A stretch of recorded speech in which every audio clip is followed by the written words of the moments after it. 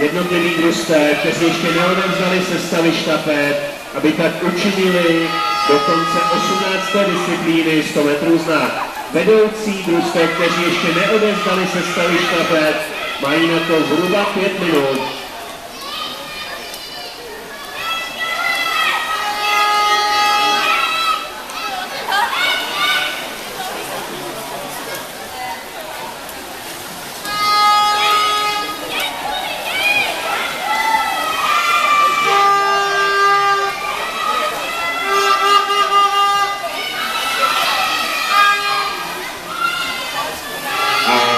Přehledem vítězí na dráze 3 Michaela Trnková z motorletu. Neoficiálně samozřejmě. Představíme si první rozplavbu 100 metrů znak žáci.